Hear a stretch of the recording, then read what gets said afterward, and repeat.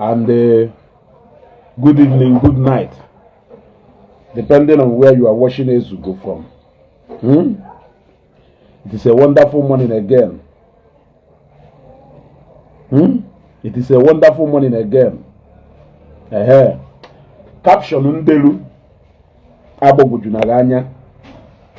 Yodago asrem apologies to Natu the family doctor. NTI TV. I have so many reasons in there apologizing to him openly. Yodago, I watched a program where he spoke about the Soludo Melu na Anambra State. Ebe ụfọdụ ndị ụmụ ikiri okolobịa ndị let's go back to our root ndị omenala Soludo wee wuo ha ebe let's go back to our root nke ha si abịa. So mgbe nna atụ the family doctor na-ekwu okwu ọ kụrụ hama n'isi ntu. In fact, he explained it better, black and white, very audible to the deaf and visible to the blind.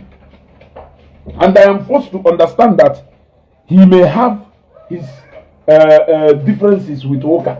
He may have his stand about any religion or belief. But I think that somehow, I will somewhere be I connected. Go if I name any who go always somewhere by connected. If I name any who because it seems like that my opinion with him is more like the same, only a slight difference. So I think after watching that wonderful program and the speech on na page waja, I am forced to first of all apologize to him because I know that a lot of them will never believe it.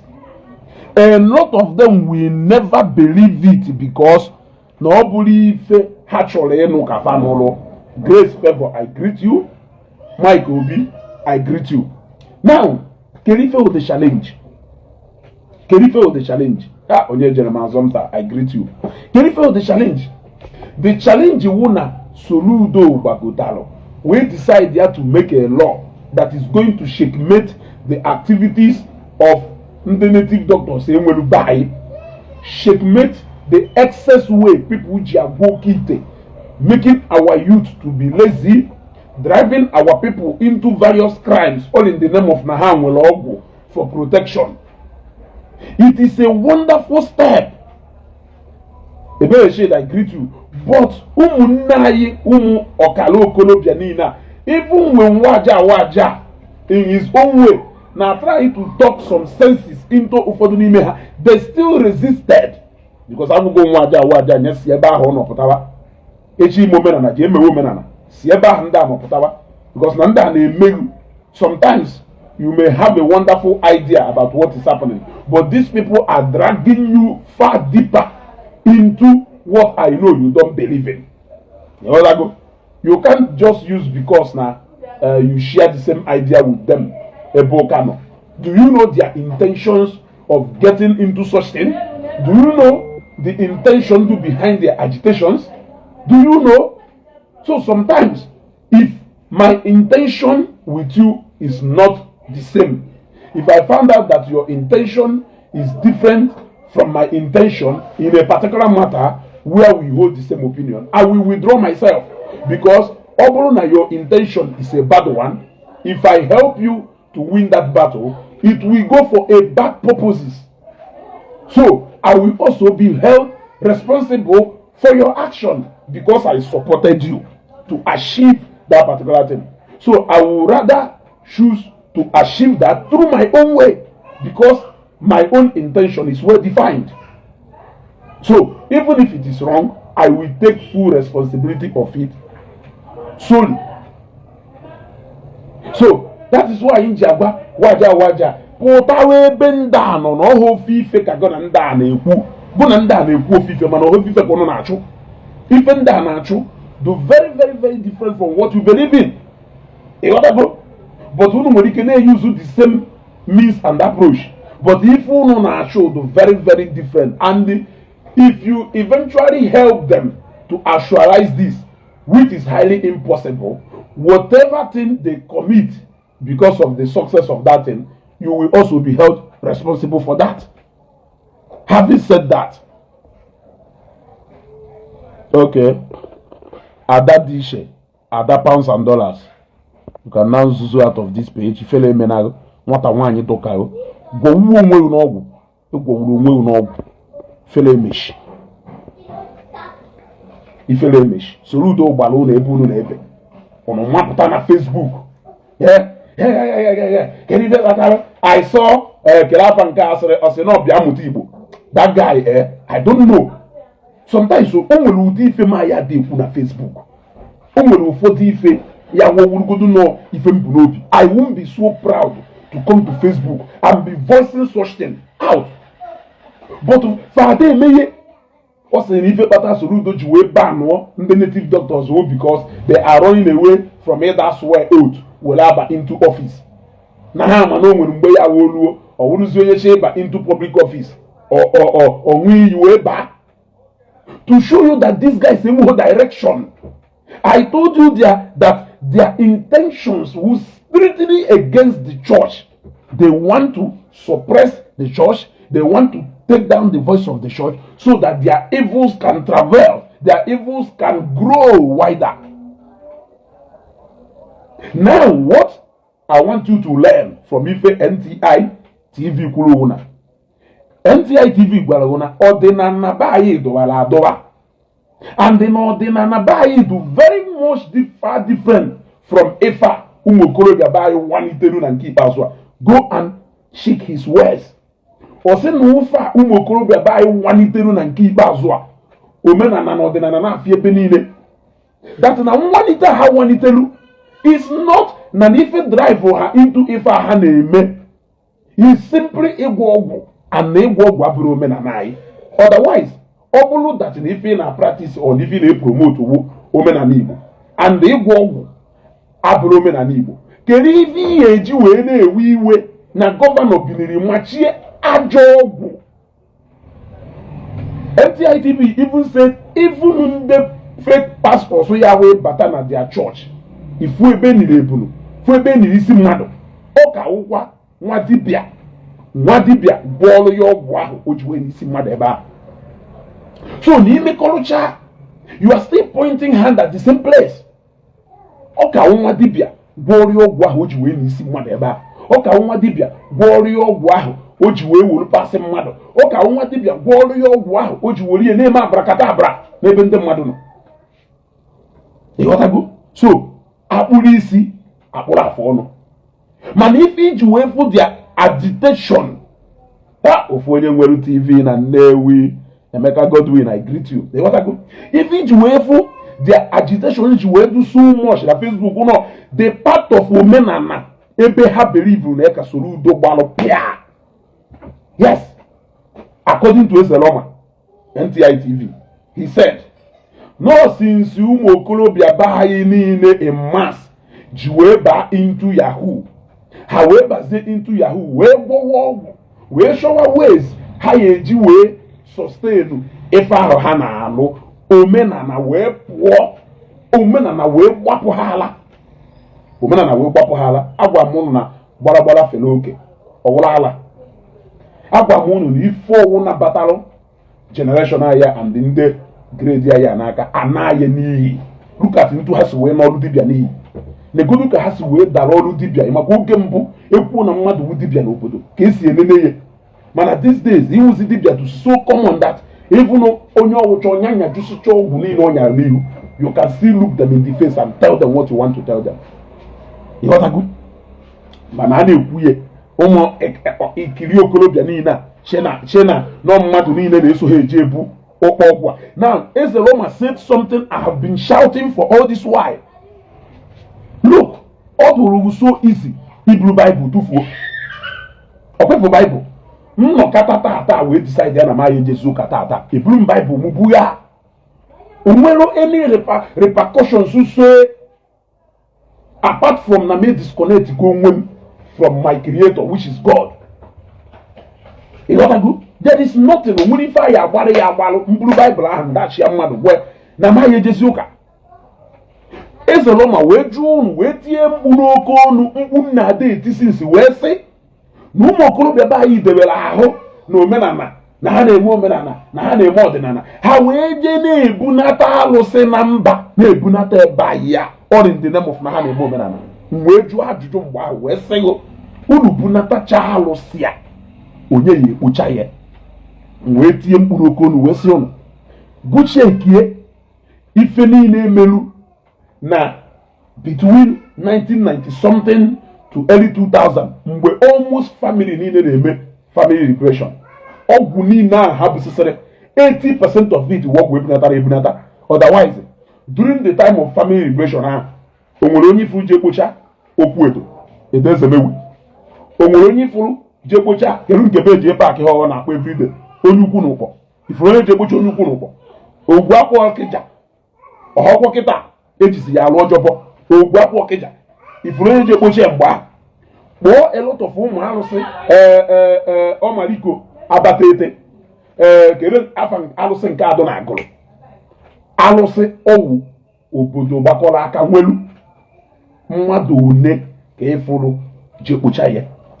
Ịchọgozi ịdọbata mmụọ alụsị ahụ bewu ịdọbatakwa ịchọgozie ibupụkwa ochigakwa ebe ọ nọ n'iwu ahụ nọ ya alụ n'obiri bewu. Ịghọtago mana na ife ụmụ okorobịa be anyị na-eme kịta owo ji eme ikwugharị ọnụ Jizọs na Facebook ha achọghị ahụ because na ha chọrọ ime ọdịnala or omenala die as they are pretending and claiming, but because of ụkọ ọgwụ generation anyị nọ na-eketa na-agwọ ụkọ ọgwụ ọjọọ. Mgbe sị n'ụkwụ family liberation ahụ emerụ na 1990 something 2000 ewee busisicha alụsị niile ndị be anyị jeru ma Calabar ma Ishan ma Togo ma India ma Benin kpọwa afa ha jebunatacha alụsị niile ewee busisia majority of alụsị niile ahụ generation anyị ya wee bukọnyọwakwa again. So ife na-ekwukwa ahụ na ezere ọ masịrị ijekwa bute nyawa alụsị dekwa ka esi efidi alụsị a dekwa requirement alụsị a na-emedi before ude wee dụ dekwa ya ede n'akwụkwọ ka idebelu ụmụ ka ọ ghara ịnwe ụmụazị mmadụ dị innocent tonite ife ha amaghị isi ya na ọdụ ya enyewe ha nsogbu. I learned a lot from what he said. Na mụ bụ Bible mgbe enweghị ife ọ na-eme. I can decide tomorrow to drop that Bible. There will be nothing or say anyway a disconnect go away from heavenly race according to a Christian. But na alụsị Edo steeti ije bunata iwe nwụọ ụmụ gị wee gara ewe werie na-alụ ọjọbọ dị iche iche. Ezere ma wee sị na-ejide onye ohi wee isisia ya akwa ife ọgwụ ọgba onye ohi onye ka ejidere yisisia ya akwa ife Baịbụl okere n'isi ma ife Baịbụl o buru n'akpa. So na-ejizi ọgwụ a ya wụle ọ na-enọ ma n'ife anyị eji echekwa obodo. O wee sịgo na ndị Igbo egosichana ife niile ha ji wee dee ebube maka na fa ji ya arụ arụrụ ana. A ekwu okwu na-ege ntị. Yes, Ezere ma onye omenala, but I had to forget about him for once to listen to the words si n'ọnụ apụta, and I learned a lot. He really schooled out all these ụmụ ikiri okorobịa be anyị niile omenala pụrụ ala enweghị ikwu nne gị for over 10 years jebụghị ikwu nne gị even onwe ọnkụ gị ma onweghị ife dube nna gị ma onwe relative nne gị na nna gị ma ịbịa na-eme omenala a na-ebidokwa n'ụlọ dụrụ mma wepụwa n'ama a sị na nwata malụ nna ya ka ọgọnọ mmalụ nna ya amarị ama nke esi wee na-ekwu. So you will first of all do the primary assignment of getting yourself acquainted with your background, your relatives, your maternal home and everywhere before you ịgbabazie n'enu because na ị na-eji emekọta ndị ichie ọ ndị maka ndị mahụ ọ ndị go na ha nwere understanding ka ndị go na ha enweghị understanding. Ịghọtago? So ifu na ụmụ ikiri okorobịa be anyị niile a abụrụ omenala nke fa awa ịgwọ ọgwụ. That is why immediately Soludo kpalụ ha aka dị ha ncha niile masịta na-aba na Facebook Ife Soludo Deludo, very clear. He did not go after ndị dibịa nọ ba anyị na-eme ọdịnala na-alụ dibịa na-alụ ezigbo dibịa. Ọ gara after ndị a na-alụ ọjọbọ ọrụ ndị name of na-eji oke ite. Ọ bụ oke ite awụ oke ite a na-alụrụ ụfọdụ ndị fake pastors. Ọ gụrụ atụrụ nsogbu ile elu akpụ isi akpụ afụ ọnụ. Yes, ma pastor ahụ agwọla oke ite or crowd puller is the same with nwa dibịa gwọrọ ya. But when you want to talk about the origin of it, all from nwa dibịa. You know what? So if you na almost everything do bad, we link to nwa dibịa na-alụ ọjọbọ. Because onwebu ebe ejidere ndị ohi na mmadụ jezu ohi na mmadụ jere ịtụ akwụkwọ. Ịfụta na onye jere ịtụ akwụkwọ ọwụrụ Baịbụl ka ọ na-eche client ya n'ihu ma o buru Baịbụl nyara n'afọ wee na-apị kọmputa. All those things we for ọjọọ a na-eme hụ na nke nwa dibịa ka a na-eje weta ife because ọ bụrụ ife ihe eje na-akọrọ pastọ ijekwu pastọ ma ụkọchukwu egwu ụkọchukwu na ịchọrọ ije ohi biko nya kpere gị ekpere ije ohi ka ị nata ka a ghara ijide m ma ọ ijekwu ụkọchukwu gị si ya na onwe client gị onye Australia na ịchọrọ ka o mee ego jide ma ọ ijekwu ụkọchukwu gị gwa na ịlaikiri Emeka biko nya ka ego na Emeka ka ego na Emeka ma ọ ijekwu ụkọchukwu gị si ya na ịchọrọ igbu Emeka nya biko nya gbuoro ya Emeka ma ọ ijekwu ụkọchukwu isi ya na ịchọrọ ikpe ekpere ka a chụọ Maria na di ma ọ ijekwu ụkọchukwu isi ya na ịchọrọ ikpe ekpere ka nwa Emeka ghara ịlụ di. All those ajọ ife niile a na-eme gbaịlụ ọkpa na ndị dibịa arụrụ a na-enwelu be anyị. So ịwụrụ onye do against ife Soludo kwuru ihe ezigbo mmadụ agwara m ụlọ ya afọ ha na m ka omenala asị wee pụọ n'ala ọ na-afị ebe niile ndị omenala ọ na-afị ebe niile mmalụ n'ọkwọ efe unu na-eje agwọkọsị were arụ ife unu na-alụ mmanụ ya na-acha akị unu Soludo ewuogo unu mapụta. Shout out to the governor of Anambra State and my respect to NTI TV, Nnatu the family doctor. He really explained it in the best way you can understand. He really, let me even show you people a bit so that you can understand. Because I know we also if drive ụmụ okorobịa bayi omenala ji wee pụhala na nke ikpeazụ awụ. Their constant appetite iji ọgwụ wee mee ife ọjọọ. Their constant appetite iji ọgwụ wee mee ife ọjọọ. Nwunye a drive ha into this emergency omenala bido fiewa within last year and ever. You know, that is it. I don't know the harm you can use Bible to commit. What is that harm? The same decision. You take it or yourself. That one is even very easy to regulate. Carry and look at what is happening. If you say one dibia on your gold and a little million, or blue convoy, they are now doing competition with the church. What they just want to do is they want to replicate. Is that omenana? Or what omenana ndo chaki in engomi? Deba how no omenana deba ikineme. Ezelo masrego na mgbe wurugbo na nwa dibia ha enwe ego. Ezelo masrego na mgbe wurugbo na nwa dibia ha enwe ego. He strictly condemned the excess activities of ndeze nwaanyị nọkịta. Gwa ụlọ nwoke du wike nwere ozi ife ọ na-eme. Nwunye ya wee were ọgwụ wee dochie ya anya o wee du wike na mmụọ. Nwunye ya nọchizie si na ọ na-eme eze nwaanyị. Ma ndị na-edine ya edine ma ndị na-emetụ ya aka ma ndị na-eme ife a na-ebizi ego na-ebunatara ụlọ ewee were ewe bịachie nwoke ọnụ nwoke emechizi ọnụ sukere ana kwụ na nwunye ewe eze nwaanyị ka ọ na-alụ. Onye omenala ibe nwe ụgwarụ gị. Remember those days ọwụ na nna akpọ ndị na-eme omenala n'ala Igbo na-eprichie na-akụzie in a decent way. Emego m vidio ahụ ugboro ole ana m akpọ Nnatu. But when we video mechara one day, we were very disappointed na that video. It gave me a wrong impression about him. But I think that doubt is more like he created now. Because he really schooled them and he supported Governor Soludo 100%.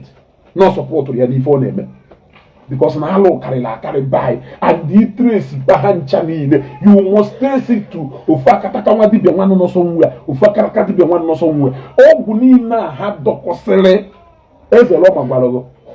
The General Sibia, only Aros Lopono, so the Luanarosia, Nebatanarosia, no heavy Yafo, Elfiu, Debe, Yafo Bekishim mother, Yafo Bakushim mother. ọ sịrị na ya afịa na ife ya afụ ụwa alụsị na ife alụsị ji eje ọgụ ịpụta ebe ahụ ikpe ekpele that it is a place of prayer. Ịpụta ebe ahụ ikpe ekpele kpesara alụsị ahụ ekpele onwe ife alụsị ahụ emeruo omeluwu na nke ọgbara ọfụla ya wee je bukọsịrị alụsị adọwa a na-ekezi ọdụ ọgwụ these days ịbata okwu abụ nwa dibịa ihe afọ ebe isi wee wayo ọkpa wee gị ije adọwa ite adọwa ibobi isi atụ edewe obere ebumegbuo onwe ya edewe crowd cooler edewe ọchị awụ ụtọ ekechicha ha ncha dọwa ha na-alụcha ma họl ebe a na-adọwa ụkọ ọgwụ ọjọọ a na-agbụrụ ndị mmadụ ma eje ana isi ije ịghọtago etu a ka okwu alụsị ndị nwa dibịa na-adụ mgbe wurugboo wisi da na-eje jụọ ese gbaa afa eje jụọ ese gbachaa afa abụ na ife unu ya eme onwere ife dụ ka fishi o wee mee ihe ka i wee mara na ịgwọ ọgwụ abụrụ omenala ndị Igbo ka i wee mara ya mara what you people are defending on Facebook wee gwọ ọgwụ mana ọ na-amara mana ife Soludo meru jos bọọ unu ike ndị mmadụ wee fụ unu wee fụ ife unu believe na ya because ọnwụ n'iwu ezigbote onye omenala Igbo agwago m unu you shouldn't be worried more about what is happening in the Christendom where you don't believe, where you don't belong. You should be worried about those people who are messing up that thing you hold there to your heart. And I'm going to explain it better more so that you can understand. The best way to explain it so that you can understand is by telling you that you don't really have much business. You can, yes, try to caution, but you can be more bothered about people who may be sick than people who are in your house. You should be more worried about your house because now I don't know. But what you people are doing is that no matter the kind of rubbish I make or in the name of Womenana, you don't care for as long as I have to church. You won't What is your business? What is your business? What is your business? I am not stopping you from Esra Church, but what baffles me is the way Olusia ignore that's Omenana you and ordinary you there to your heart. You should be concerned that some people are giving it a bad name, and that is why people are running away from it. These days, when you talk about Omenana or ordinana, shouldn't you be concerned with clearing that doubt from people so that people will know that no, ordinana or Omenana is not all about this? How are you going to achieve that? By helping to get rid of those bad elements that are chasing people away from going to where you are directing them from. Don't look about church. Church is an institution, just like into Ezeroma Siweko. Ezeroma Walo. Na mwendo kabialo baye, na ndo kabialo wito nyinye. Bia witi informa. Na hori abalo, instead of haye henye udogo yelu, henye paracetamol. Engo paracetamol ahe, dumma. Nde baye webido seba, na ifa mokulu mma. Na ifa nda wutala haye mokulu mma do easy.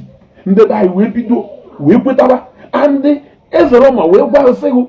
Na ifa ha na-eme tata adụwa ha mgbe gboo maka na mgbe ndị ọcha bịa mee na ọ wụrụ na ịka na onwere ndị kwetara nwee ndị kwetara kweta o wesị ụlọ nya kpatara na shutufo ije ebe ijere ịgba afa ifu onye ụka ka ọ bịara ịgba afa ịjụọ ya okpo nna ị na-abịakwu ebe a ọsị yes ijechakwa ebe a ruo na morning mass ịfụkwa na morning mass ka ọ nọkwa na morning mass ndị ahụ ndị kwetara ekwetahụkwa mana ha kweta both ways.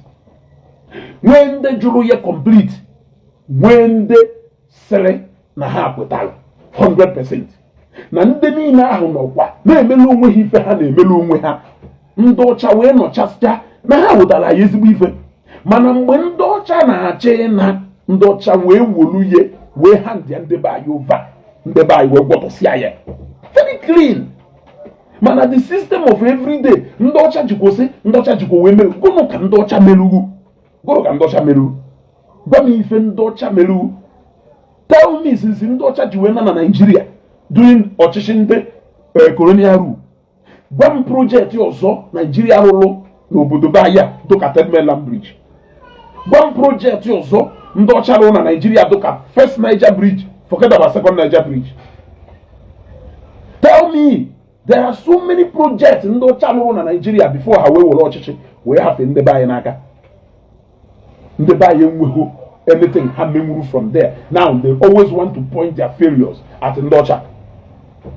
Ezeloma wee mee ka ịghọta na ndị ọcha wotala asịrị m ụnụ in my own words na nna ebe nkụzi ebe a na ife awụ na ndị be anyị furu ife ka ubi wee lọọ ọba ha furu better house tụfuo mother house ha furu enyo tụfuo biko kedu ka ndụ ha furu paracetamol nke enyochara enyocha and chloroquine na ndị otuwe tụfuo dogoyaro na ụmụ afịfịa nwee ka o si wedo ivu nkịta to tell you that na onye chọkwara ime ife ọ na-eme ya eme ife ọ na-eme. Dr. Igwedo Gogo Cleanser improve herbal medicine ya into the modern setting ndị ọcha wụtara, and he is selling. Bembela na uri ebe ni improve nke into the modern system ndị ọcha wụtara. Nke Bembela na-aga ọgwụ Bembela na-aga ụwa niile. So many people did it. Emeye wepụta NAFDAC number ejela hapụ neneye manụ nwere ife do harmful to human body, manụ nwere chemical do higher, nwere nwe nke ya dilute before wee nye mmadụ wee nwụọ ya n'ahụ ya. Mana unu decide na ọ ya do stop in the stone age. Nnatu accepted na ndị ọcha wotala ya ezigbo ife kama nọ ndị be anyị in their own way etu ha sikwa wee gbọtọkọ omenala nọ ha webatara ogwu na ọ ghere ya n'ụlọ ụka wee tibezie nke fa. According to Nnatu ọ sịrị ndị be anyị wee tibezie nke fa do away from nke ndị ọcha wotara. That one alone is enough for me to apologize to him. It was in Waja's program and people were listening. I'm very happy that people like Chase Them Away, Humphrey and others were in that program and they were listening to that wise teaching. Because of ụfọdụ n'ime ha abandon roba ya gbana be ndị ọcha ya every day ha nọ na Facebook na ndị ọcha jikwa wee mee ha nka, ndị ọcha jikwa wee mee ha nka. Sometimes nnene kata ụlọ amohom unu demonstrate kwara ife ahụ ndị be anyị mere mgbe gboo. Ndị be anyị hapụrụ their own timid way of doing something and embrace the way of the white. Unu ahapụkwa na be anyị embrace kwa the land of the white. What makes you different from the decision? Ịmara ife ahụ ịfụlụ iji wee si Nigeria si village be na ụgbafu ụgba n'obodo oyibo. Ọkwa ife ahụ ka your ancestors fụlụ wee abandon their old timid ways, wee embrace the Western civilization and the worship. You what I go? However, Nnatu ended up confirming to you people that na ndị ọcha enweghị mgbe ha ji wee force ndị be anyị. In fact, ọ sịrị ego na o nwere omenala be anyị aka abolishiri nwee ndị ahapụrụ. Kedu ndị dị ife ahụ abolishiri? He did not make reference or mention them, but you know them. You know them. Because ha akwụsịghị mmadụ iwere ọjị jebe ekpere. Ha akwụsịghị mmadụ ịga ọjị gọọ nzu kuo ogene na-eme ịmananụ normal way eji eme ife. They did not stop it. Ha akwụsịghị na ife ha kwụsịrị iwu all those barbaric practices a na-eme n'ala Igbo like igbu ejima and the rest of it. Mobata democracy wee replace ye na igwe laụcha ụla teta ndị ọjọọ nọ na village connive ọnụ nwere onye a chọrọ imesi ike eje na palace igwe nọrọ ebe a kwụọ kpololom na anyị banishing you from this community. Abanishie ozugbo ịpụọ na a na-ekwu na ya amụghị ọkụ ọ na-emewe nke abanishie osu abolishi osu mee ka onye ọ na-aghọta na anyị niile ewu n'ofu Chukwu kele anyị na onweghị any reason kpatara ihe eji asọ mmadụ ibe ga asọ. Mana ụmụnne anyị ndị ọgbara ọfụla ndị ji igwe ọgwụ wee fere isi chọrọ ka ha change everything ka ọ na-appoint against ndị ọcha ha ka na-agbakwuje today. That I'm in this kind of house today is because of ndị ọcha. Ndị ọcha mere anyị wee mara that we can build a comfortable house like this where we can relax. Ewepịa ọkwa ịdọ nọcha na bilie ife ji wee sịghị na Nnatu o ji eme ngụwa asị ngụ na Nnatu na his own system of teaching ndị be anyị where we are coming from. Some of the things ọ na-akụziri ndị be anyị is not, and On akuzie through the way he live his daily life and activities. Now, some of those things, he is not telling you to go back to those practices, but he is doing that so that you can remember where we are coming from. Take for instance, when you go to Obiesiokuye, that settings, will a very nice and comfortable house, a basically AC.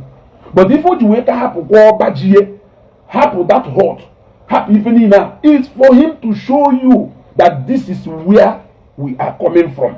Not for you to go back to that place, but for you to know that this is where we are coming from. Otherwise, not to not even the boji wake or Gione do not bang go see the but on into real estate, properties and developer. He's a developer. He's a comedian. He's an MC. You other go. He's teaching now through Facebook. That is to show you that he has moved with the modern technology, but he is still reminding you that this is where we are coming from. So sometimes that is what I expect you people to be doing. Let our people know their identity and origin, so that they will know that this is where we are coming from and this is where we are. Then all those ones that are sustainable now, do very okay with the generation I am on there, will keep doing that. That is it. He said it. That in Anambra he admitted that they did not force anybody. That if I had made today, during the time of Ndosha, it was freedom. But I know for also come to Arbo, Hotel Nation, to Arbo, Opuedo, to Arbo, oh no, to Arbo, Ndosha, actual, old school, primary school or something. Royal Opuedo. But for the mere fact that Naha happened that large expanse of land, when Oshashana, it means Naha recognizes the fact that the local people can with choice. They worship any religion. They worship in any religion of their choice. So if they way umukono bia yiwe una ogwu ahụ ha ji wee fili isi maka generation a ya agwọ bụ karịa nke ndị mbụkwala agwọ. That is it. Ejirizie na-arụ arụrụ ana onye je gbuo wayo egwugharị ya ọgbakwuje ebe ije gwọrọ onye gwurie wayo ọgwụ. Ịghọtago? Why not the same thing ka onye ahụ na-eme a na-eke mmadụ ịnọkọta ifu ebe ji akpati ozu kichicha mmadụ kuchikisa wolu ka ịgbachisi ya ebe ka ndị gbuo fụrụ ka ha ji agwọ ọgwụ gbachisicha akalaka ndị mmadụ. Ịghọtago? Gbachisicha akalaka ndị mmadụ ifu ndị ọwụ ha na-eruwegharị ishe na onye ọwụ ji anya. So what I don't understand is the constant testing of this generation. I ide me for job. So see for job even at that. Legacy and I like people legacy for job. So see for job I need jam moro of more for my. Jemene 80% of nda. Omen and Ajibo so many Ajiwes. On the name Ajive. On the name legal business. Jemene ha about go client ndị nwati bịa niile a na-anyagharị moto 80% of their clients ndị na-egwu wayo. Kedu ife na-agwa 80% of their clients ndị na-eme ife ọjọọ. Kele ọgwụ mmeji ịgwọ ọgwụ 5 million gwọ ya. Ana m ajụ gị ajụjụ. Kele ụdị ọgwụ mmeji ịgwọ kịta wuru 5 million gwọ ya. Gwọ ọgwụ ezigbo ife. Ana m ajụ gị ajụjụ. Ọ wuru 2 million or 3 million gwọ ya mana ọgwụ ezigbo ife. Ọgwụ ezigbo ife ọ na-agala ọnụ. Ọ na-agala ọnụ. Aka nwekwa ndị nwa dibịa ka dị etu a ịpụta be ha nọ average nọ ilu onwe ha nọkata ofu onye bụrụ obere moto butere ha mana ndị nke ahịa wa nọkata asị n'egoro ofu moto 200 million n'egoro ofu moto 250 million ewere ya na isi na-alụrụ họteelụ worth over 300 million ewere ya n'ego nwa dibịa ka ewu ego ka ị na-achụ and ọnya na-edi ha into ka mgbakwu na eziokwu ụdị ọgwụ do n'ala Igbo a I need something that revolution that happened in 1990 to early 2000. I need it times 10. Iji wee kpopụ ụdị ọgwụ dị n'ala Igbo. Iji do onye ọkụ tuwe n'ala kpolie ya akwa elu ife ọnya n'ugwu. Yet when I got ife kpata Soludo ji wee ti priority. He only mentioned the pastors where he said a place of worship. Oya wowolo na n'ijikwa ụka a place of worship, nwa dibia a place of worship, ka ọ ya wụrụ na ewukwo pastọ wee wuru chọọchị ọ na-alụ ọjọbọ ka ị marakwa na akpụrụ isi akpụrụ afụ ọnụ. Mana ife na-enweghị iwe ewu na-eme nchọnụrụ oke ite over emphasize ya ọnụ ndị dibia because they commit more evil that is physical and practical. They commit more evil melu na anyị na ebe anyị nọ today na ala Igbo.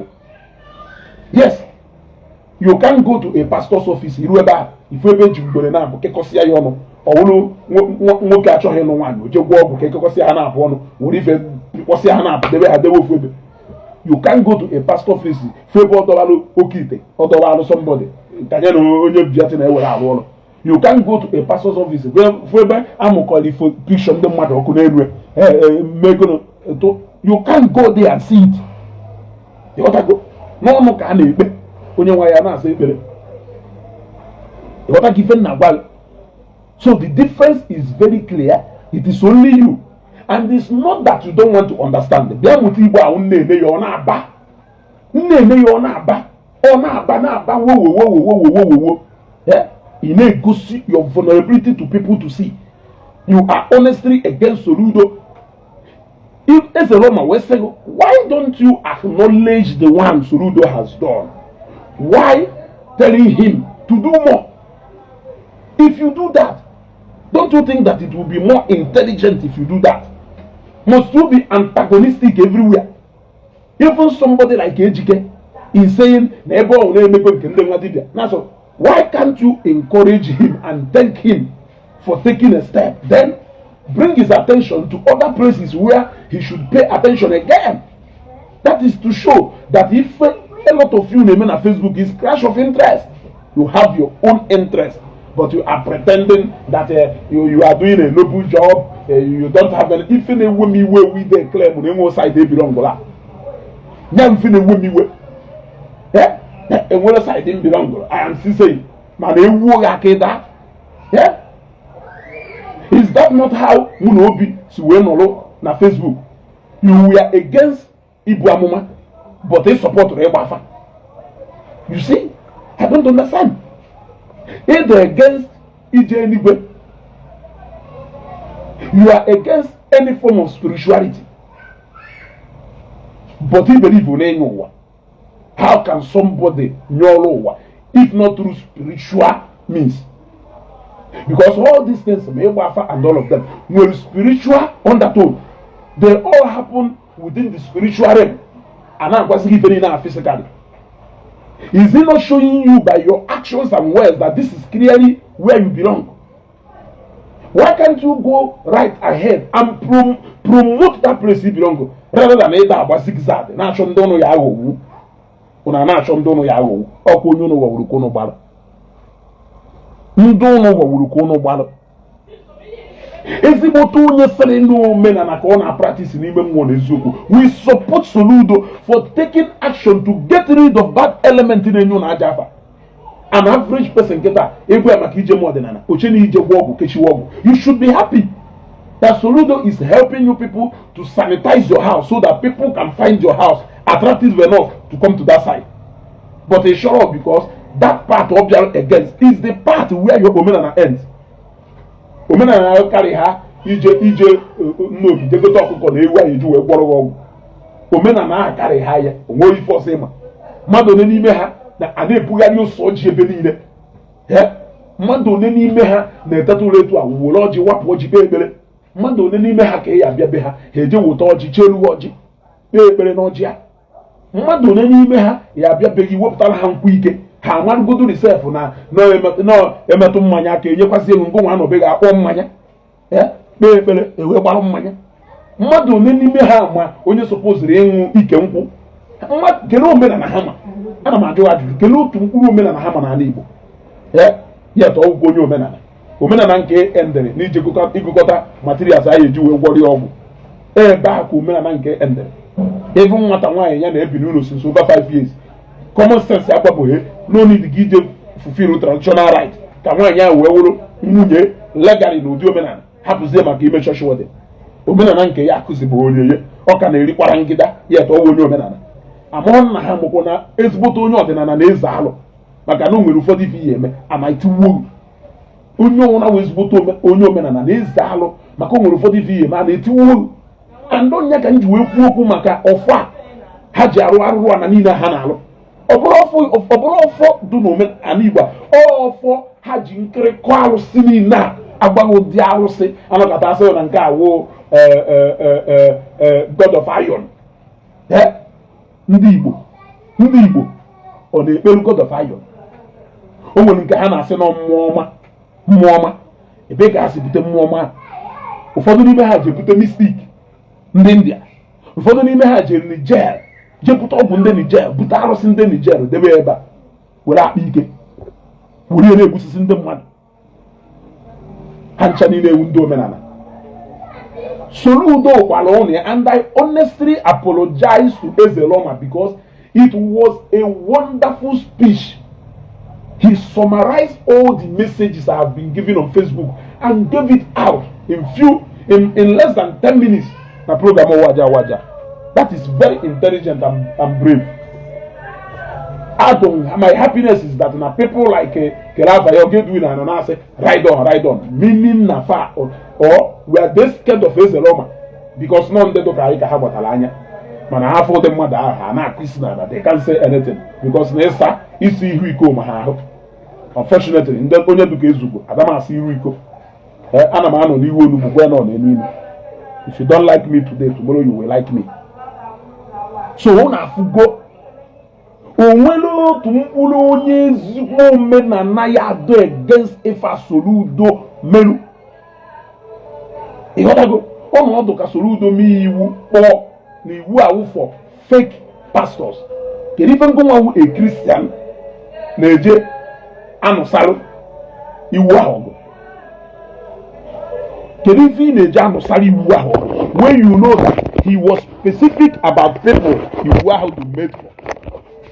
Yeah? He was specific about the people. Pastor, or fake pastor? You go now, pastor na bamba. Are you a fake pastor? Or half and done actual. Go masuna. No, that services gonna enjoy. Cause that practice we feel likely. Because if I address in dohi, onya honyo hi ane wiwe. Afomifa yeji address ndị na-egbu mmadụ onye ahụ egbu mmadụ na-ewe iwe afomifa yeji address ndị na-enye nsi onye ahụ enye nsi na-ewe iwe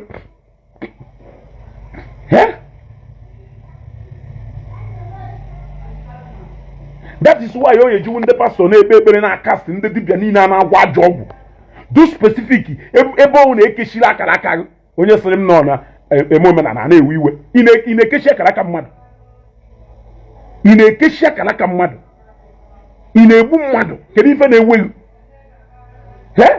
kedu ife na-eweghị ịpụta na line ebe a na-ele shọk asị ndị na-ele fake shọk na line na ịmanye ebe mba ị na-ele fake shọk ọwụ na shọk ị na-ele ewe original shọk kedu ife na-abara mba so ebe Soludo do specific about the people he is confronting kedu ife na-agbaghalịlị ụna na-enyegharị mkpọtụ ndị na-aṅụ iyi iyi niile ụnụ nwụtara gụrụ umeri iyi niile ụnụ na-aṅụ na anụ Igbo a gụrụ umeri iche na ụmụ ndị na-abịa ka ọtụtụ were oge unu wee n'isi they will give you the option nke ị chọrọ iyuzu ndị ka believe kwa na omenala ọdịnala na-ejikwa ọfọ were aṅụ iyi ọfọ ụmụnna gị mmadụ one ka ọ kwuwo n'alụ ọfọ agwụtọkọcha n'alụ iche na famili gị enweghị ọfọ ụmụnna gị onweghị ọfọ obi unu onweghị ọfọ igwu na ọfọ anọghị na palas ya ọfọ niile ahụ mmadụ one ka ọfọ ahụ tiwugolu ana m ajụ gị ajụjụ ebe unu ụmụ ife ebe ọ nọ na n'ihi unu apụta na Facebook na bịa mụta Igbo na-aba ọ na-aba ha ncha niile a na-aba some of them aghọtaghị ụdị ife ha na-ekwu they don't even understand you know that you are preaching to protect ndị nwa dibịa because niile eji agwọ ọgwụ but ị nọrọkwa n'obodo oyibo na-agwa anyị na spirituality ya da work because you don't like the church spirituality. Why can't you be specific to say na ebele ada arụ ọrụ? Sorry. Why can't you be specific to say na ebele ada arụ ọrụ? Anyị amalụ na iberivu na ekpele mana iberivu n'ọgwụ. Ebele ada arụ ọrụ. Anyị amalụ na iberivu na ekpele mana iberivu n'ọgwụ.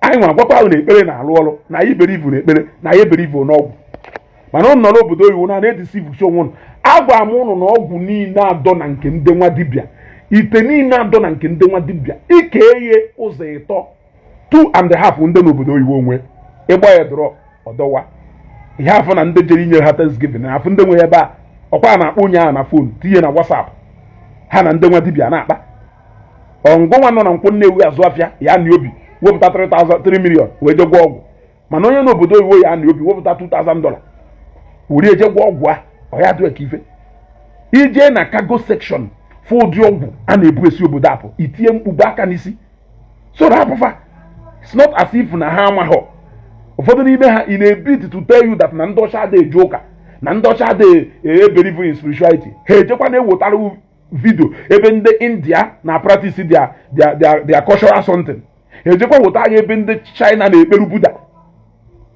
All those things are they not opera spirit ka ha na-appease opera spirit ka ha na-communicate with. So can you feel your point exactly? I'm very happy after watching Shallow video Zeloma. He really spoke like an elder. At least I can give him credit on this one. And on that note, let me stand to apologize to him for 1 or 2 videos. Let me apologize to him because he really spoke and I got motivated after hearing from him. I knew the right course because Umokolobia niile ya na-afụ ma ndị 12 years ma ndị 15 years.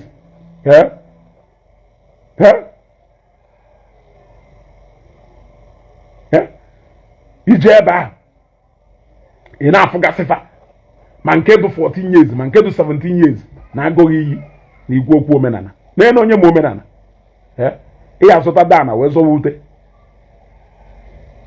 jee ka ịfụ ha na-edifendị ọgwụ si n'omenala ka a na-edifendị na-epolutu gara ilo niile polutu ilo niile ịpụta ebe niile a na-esi ngwere na ọkụkọ a na-esi ebe niile iruo na mmiri you go na those days ihe eje na mmiri chụrụ mmiri gwuo mmiri these days iruo mmiri one ka aka na-egwu egwu les nọ nke a na-achụ ndị na-achụ aja na ha emesịcha na mmiri niile ọp ịpụta ọ na-esi a na-eburucha ma egburegbu tụwa n'ime mmiri ole n'ime mmiri na-esi water bodies ịma na ndị ọcha na-clean very well ọdọọcha those days a na-eje gwọ ama iyi gwọ nne nkịsị gwọ ọbịa kọlọma ọdọọcha sinsi eji wee medewe eburu na aja jedochisi ebe niile ha amakwụdo ife wapụta eburu ya jedoba ya na nkọ because those days ọ na ahịa ebubata aja mana a na-eje buru aja debe side mmiri si ehuru apụ mana these days ịgwachakwa ezelọma agwa na ha chọrọ iji wee dominate ebe niile werie na-eme ife ọjọọ ebe niile ka agbafụsizielu ha ewerie naanị isi werie na-aba werie na-eme a lot of things adịrọ mma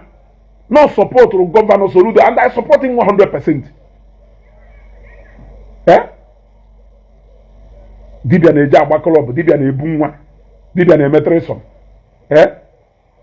dibia na ya eje oge ọ na browser ọ na-achọ expensive moto ọ ya ego na-alụ họteelụ na-alụ real estate ọha ego ka a na-akpa Ezeloma gwara na dibia ahụ enwe signboard ọ chọọchị na-enwe signboard ka i wee marụ na chọọchị ị na-eje ede ebe a. Daalụ nwanne m Ogonna ọ chọọchị na-enwe signboard ka i wee marụ na branch chọọchị gị dị hia. Ọ sịghị na dibia ahụ enwe signboard